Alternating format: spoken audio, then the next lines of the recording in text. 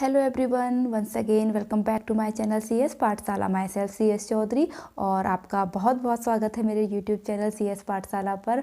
और हमारी जो सीरीज़ चल रही है एज यू नो वो चल रही है क्लास 10th केमिस्ट्री का chapter number 4 carbon and its compound. और आज जिस वीडियो लेक्चर पर डिस्कशन होने वाला है वो टॉपिक है हमारा सम इम्पॉर्टेंट कार्बन कंपाउंड्स, जिसमें हम दो कार्बन कंपाउंड्स को लेंगे। नंबर 1 है आपका एथेनॉल, जिसे हम अल्कोहल भी के नाम से भी जानते हैं, और दूसरा हम कवर करेंगे एथेनोइक एसिड, जो आपके कोर्स में है, सिलेबस में है। ओके, तो सबसे पहले हम स्टार्ट करते हैं एथेनॉल से। बट उससे पहले अगर आप इस चैनल पर नए हैं तो please subscribe my channel CS पाठशाला एंड नोटिफिकेशन बेल आइकन को दबाना ना भूलिएगा। ओके, तो चलिए स्टार्ट करते हैं आज का वीडियो लेक्चर। तो एथेनॉल एज यू नो, जैसा कि मैंने पहले बताया, इसे हम अल्कोहल भी कहते हैं, और इसका जो जनरल फॉर्मूला होता है वो होता है CH3CH2OH। ओके, इसका ये जनरल फार्मूला है CH3CH2OH, जिसमें नंबर ऑफ कार्बन 2 प्रेजेंट होते हैं, उसे हम एथेनॉल कहते हैं। अगर इस स्ट्रक्चर को मैं खोल के लिखूं तो ये स्ट्रक्चर ऐसा कुछ बनेगा। C के बीच में सिंगल बॉन्ड, H, इस कार्बन पे 2 हाइड्रोजन ऐड हम करेंगे, देन OH। ये क्या है, हमारा एथेनॉल का स्ट्रक्चर है। ओके, तो एथेनॉल क्या है, एक अल्कोहल है। अल्कोहल में इसका यूज़ किया जाता है। अब देखते हैं कि इसका प्रिपरेशन कैसे किया जाता है, इसको कैसे प्रिपेयर किया जाता है। तो जैसा कि जनरली आपका जो एथेनॉल है, जो शुगर केन है या फिर शुगर है, उसका जो सीरा होता है, जिससे हम मोलासेस बोलते हैं इंग्लिश में, उसके फर्मेंटेशन से इसको तैयार किया जाता है। Means fermentation of molasses. Molasses means सीरा किस चीज़ का, शुगर वगैरह का। और फर्मेंटेशन का मतलब क्या होता है, किण्वन करना। ओके, तो मोलासेस का किण्वन करने से हमें एथेनॉल प्राप्त होता है, जिसे हम अल्कोहल भी कहते हैं। अब बात कर लेते हैं इसकी फिज़िकल प्रॉपर्टीज़ के बारे में। क्या इसकी फ़िज़िकल प्रॉपर्टीज़ होती है, तो पहली प्रॉपर्टीज़ है liquid at room temperature. Means जो उसका फॉर्म होगा वो रूम टेम्परेचर पे वो लिक्विड होगा। ओके, और उसका जो मेल्टिंग पॉइंट है, मीन्स उसका जो गलनांक है, वो होता है 156 केल्विन। और BP मीन्स बॉइलिंग पॉइंट, या फिर इसको हम क्वथनांक भी कहते हैं, वो होता है 351 केल्विन। क्लियर।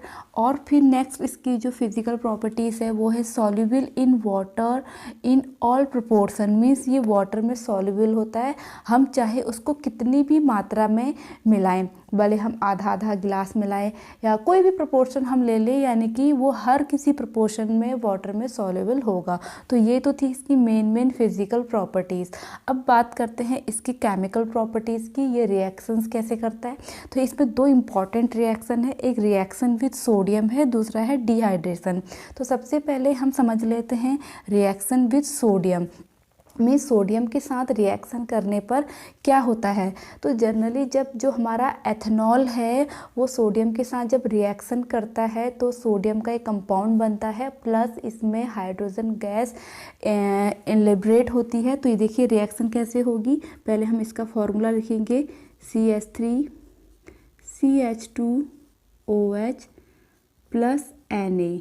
ओके, ये सोडियम इसके साथ जब रिएक्शन करता है तो ये बनाता है CH3CH2ONa plus hydrogen gas liberate होगी। ओके, अगर हम इस रिएक्शन को, जो हमने रिएक्शन लिखी है, इसको अगर हम संतुलित करेंगे, संतुलित मतलब बैलेंस करेंगे, तो यहाँ पर 2 मॉलिक्यूल्स आ जाएंगे और 2 मॉलिक्यूल्स यहाँ आ जाएंगे। यहाँ पर हम 2 लगा देंगे तो सारे के सारे हमारे जो मॉलिक्यूल्स हैं, एटम्स हैं, वो बैलेंस्ड हो जाएंगे।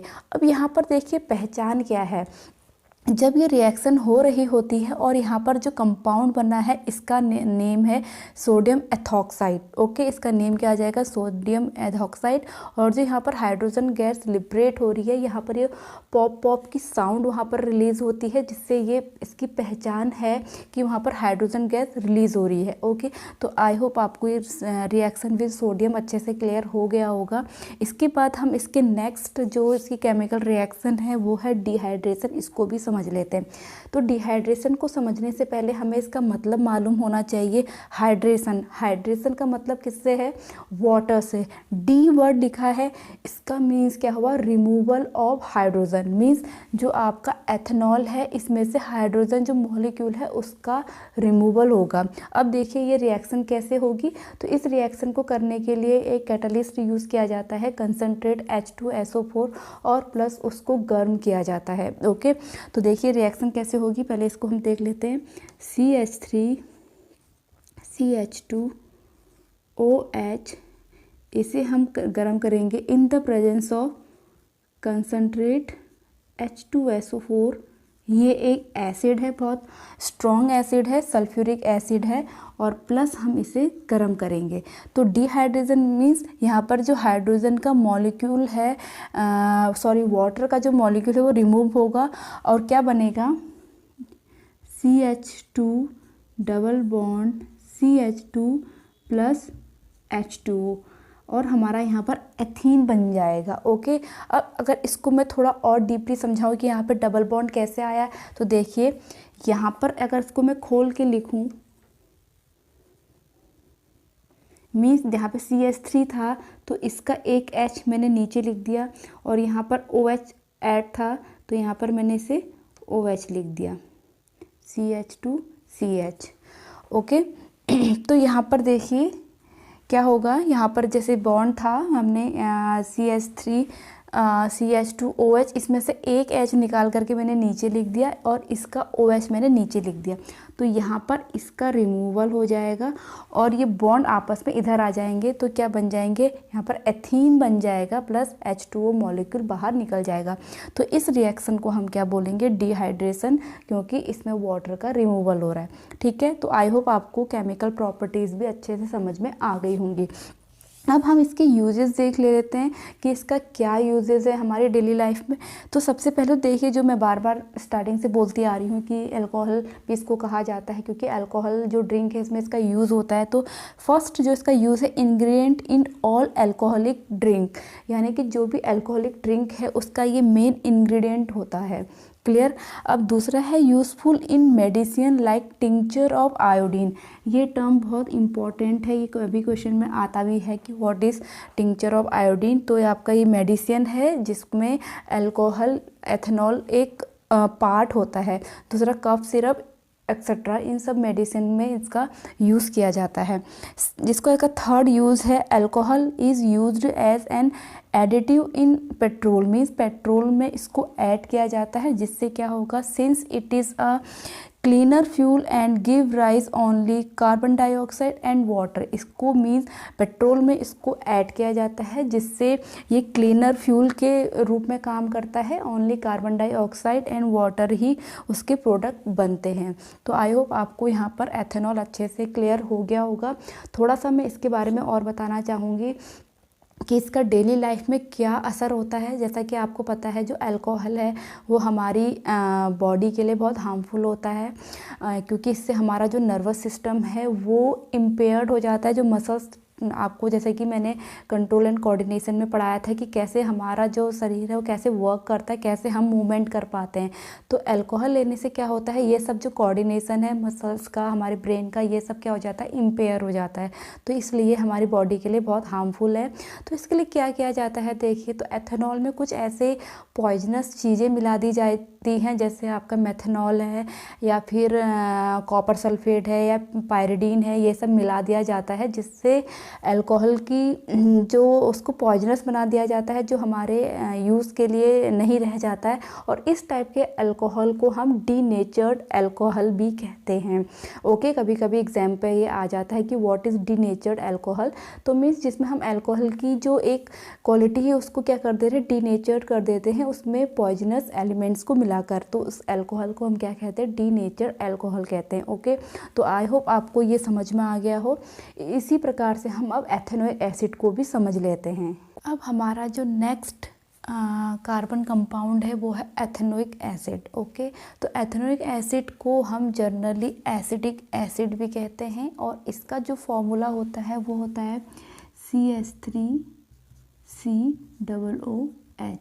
ये फॉर्मूला होता है एसिडिक एसिड या फिर एथेनोइक एसिड, क्योंकि इसमें नंबर ऑफ कार्बन कितने प्रेजेंट हैं, 2, इसलिए एथ, और इसमें जो फंक्शनल ग्रुप है वो है हमारा COOH, जिस वजह से इसका जो IUPAC नेम है वो है एथेनोइक एसिड। ओके, अब ये क्या होता है, जब 5 to 8% in water is known as vinegar, means जब इसको हम 5 से 8% वाटर में सॉल्युबल करेंगे तब उस सॉल्यूशन को हम विनेगर बोलेंगे। विनेगर आप लोग सभी अच्छे से जानते होंगे कि क्या होता है। और अब इस बात करते हैं इसकी फ़िज़िकल प्रॉपर्टीज़ के बारे में। तो इसका जो मेल्टिंग पॉइंट होता है वो होता है 290 केल्विन। ओके, और इन फ्रोज़न फॉर्म मीन्स जब बहुत एक्सट्रीम ठंडा होता है या फिर विंटर सीज़न में ये जम जाता है, फ्रीज हो जाता है, तो उस एसिडिक एसिड का फिर नाम होता है ग्लेशियल एसिडिक एसिड। क्लियर। और ये जो एसिडिक एसिड है, क्योंकि इसके पीछे से एसिड वर्ड आ रहा है तो ये एक एसिड है, बट ये वीक एसिड होते हैं। जो HCl है मीन्स हाइड्रोक्लोरिक एसिड है या फिर H2SO4 सल्फ्यूरिक एसिड है, उससे वीक होते हैं, बट ये अल्कोहल से स्ट्रॉन्ग एसिड होता है। क्लियर। अब बात करते हैं इसकी केमिकल प्रॉपर्टीज़ से कि इसकी रिएक्शन क्या क्या होती है, मेन रिएक्शन। तो यहाँ पर 4 हम मेन रिएक्शन को कवर करने वाले हैं। पहला है रिएक्शन विद सोडियम, दूसरा है रिएक्शन विद वेस्ट, फिर तीसरा है एस्टरिफिकेशन, ये बहुत इंपॉर्टेंट है, and reaction with carbonates and hydrogen carbonates. हम ये 3 पढ़ने वाले हैं, 4 यहाँ पर टाइप्स पढ़ने वाले हैं। तो सबसे पहले हम बात करते हैं रिएक्शन विद सोडियम कि मेटल के साथ रिएक्शन करने से क्या बनता है। तो पहले हम इसका फॉर्मूला लिखेंगे CH3COOH। जब ये इसमें सोडियम से रिएक्शन करता है तो यहाँ पर हम 2 मॉलिक्यूल लेंगे, तो यहाँ पर ये बनेगा CH3COONA। ओके, और प्लस हाइड्रोजन गैस यहाँ पर भी लिबरेट होगी। यहाँ पर हमारा क्या बनेगा, इसका नेम है सोडियम एसीटेट। इसका नेम क्या होगा, सोडियम एसीटेट। ओके, और हाइड्रोजन गैस इसमें लिबरेट होगी जब एसिडिक एसिड रिएक्ट करेगा मेटल से लाइक सोडियम। अब हम इसका दूसरा टाइप पढ़ते हैं रिएक्शन विद बेस।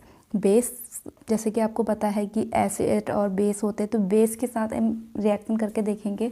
तो हमने यहाँ पर लिया एसिडिक एसिड या फिर एथेनोइक एसिड CH3COOH, और हमने यहाँ पर एक बेस ले लिया NaOH।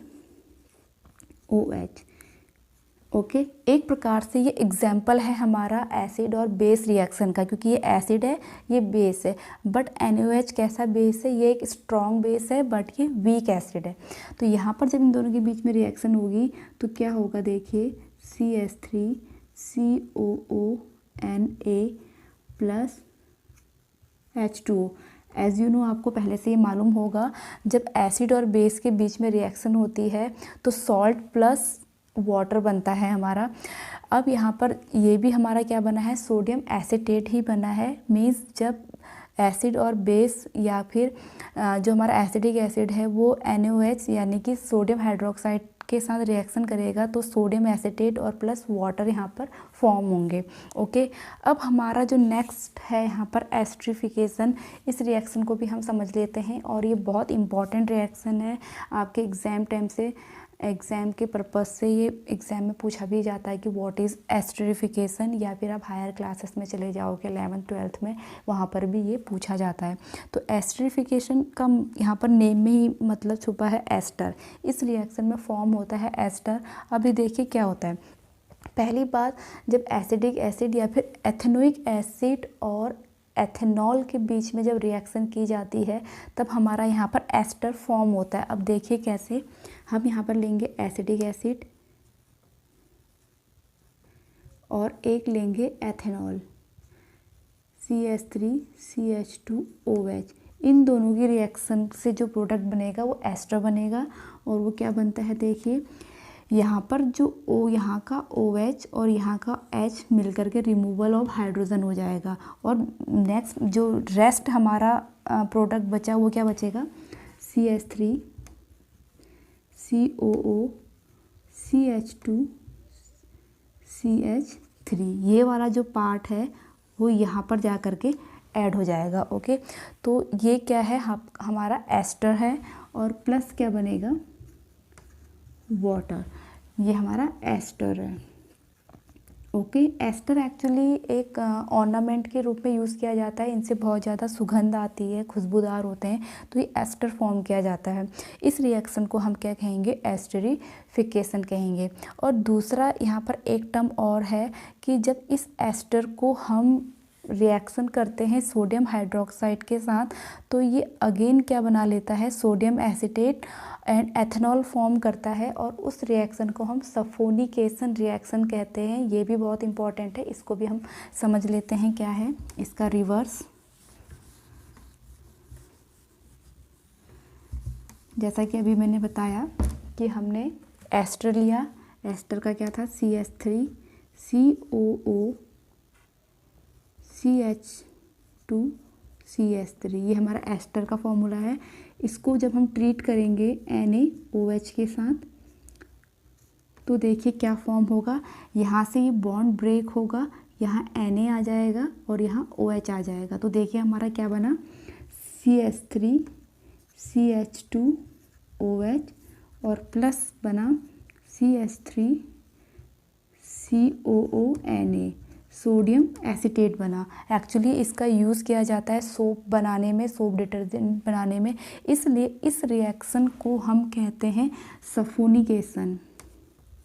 सफोनिकेशन तो ये भी पूछा जाता है, व्हाट इज सफोनिकेशन मीन्स जब हम एस्टर को NOH के साथ रिएक्ट करेंगे तो एथेनॉल और सोडियम एसीटेट बनेगा और इस रिएक्शन को हम सफोनिकेशन रिएक्शन कहते हैं। आई होप आपको ये टर्म भी क्लियर हो गया होगा। अब हमारा जो फोर्थ है वो है reaction with carbonate and hydrogen carbonate. Carbonate means sodium carbonate और सोडियम बाइकार्बोनेट हम यहाँ पर लेंगे। तो पहला हम ले लेते हैं नंबर A, कार्बोनेट ही लेंगे। तो CH3 COOH, ये हमने ले लिया एथेनोइक एसिड या फिर एसिडिक एसिड। इसकी रिएक्शन हम करेंगे सोडियम कार्बोनेट के साथ यानी कि Na2CO3। तो देखिए हमारा यहाँ पर क्या बनता है, यहाँ पर भी हमारा सोडियम एसीटेट ही बनता है, मीन्स CH3 COONA प्लस यहाँ पर बनेगा हमारा CO2 और H2O। ओके, यहाँ पर हम 2 मॉलिक्यूल इसके ले लेंगे तो ये रिएक्शन हमारी क्या हो गई, संतुलित हो गई। यहाँ पर Na यहाँ आ गया और यहाँ से CO2 एक O बचा, यहाँ से 2 H आए तो H2O। तो ये हमारी रिएक्शन किसकी हो गई, सोडियम कार्बोनेट की रिएक्शन। जब एसिडिक एसिड के साथ होगी तो सोडियम एसीटेट बनेगा, कार्बन डाइऑक्साइड गैस निकलेगी और वाटर बनेगा। अब इसी तरह से हम रिएक्शन बी भी देख लेंगे, हाइड्रोजन बाई कार्बोनेट या फिर इसको हम बाइकार्बोनेट्स भी कहेंगे। CH3 COOH और सोडियम बाइकार्बोनेट का फॉर्मूला NaHCO3, ये सोडियम बाइकार्बोनेट है। इसकी रिएक्शन इसके साथ होगी तो सेम प्रोडक्ट बनेगा, मीन्स CH3 COONA, ये सोडियम एसीटेट है, plus carbon dioxide gas liberate होगी प्लस वाटर बनेगा। तो ये हमारी रिएक्शन होगी सोडियम बाइकार्बोनेट की एसिटिक एसिड के साथ। तो आई होप आपको ये भी चौथा टर्म जो है वो समझ में आ गया होगा। ये तो हो गई हमारी केमिकल प्रॉपर्टीज़। ओके, अब इसके यूजेस क्या क्या हैं, देखिए इसके यूजेस हैं। एक मेकिंग विनेगर, यहाँ पर मैंने बता दिया विनेगर कैसे बनाया जाता है। सो जो एसिडिक एसिड उसका 5 to 8% होता है, रेस्ट उसमें वाटर होता है। उस जो हमारे पास सॉल्यूशन बनेगा उसको हम विनेगर कहते हैं। तो इसका विनेगर को फॉर्म करने के लिए भी एसिडिक एसिड का यूज़ किया जाता है। फिर दूसरा इसका जो यूज़ है वो है as a preservative in pickles. इसका यूज़ हम एज अ प्रिजर्वेटिव भी करते हैं, पिकल्स वगैरह में इसको डालते हैं ताकि पिकल हमारा लंबे समय तक चले, वो ख़राब ना हो। एज अ प्रिजर्वेटिव भी इसका यूज़ किया जाता है। और थर्ड है synthesis of other compound like ester. हम इसका यूज़ अदर कंपाउंड बनाने के लिए करते हैं, जैसे कि मैंने अब यहाँ पे सल्फोनिक एसिड बताया कि जो एस्टर का यूज़ है, एस्टर भी एक कंपाउंड हमारा बन रहा है, जो एक मैंने बताया था जिससे बहुत ज़्यादा सुगंध आती है, एज अ ऑर्नामेंट उसका यूज़ किया जाता है। और दूसरा उसका यूज़ हमारे साबुन बनाने के लिए भी किया जाता है, जिसको मैं नेक्स्ट वीडियो में कवर करूँगी। तो ये थे इसके मेन यूजेस। आई होप आपको एथेनोइक एसिड भी अच्छे से क्लियर हो गया होगा। अगर आपको ये मेरा वीडियो लेक्चर पसंद आया हो, अच्छा लगा हो, तो प्लीज़ लाइक कीजिए, कॉमेंट्स कीजिए, शेयर कीजिए and please like subscribe my channel CS पाठशाला।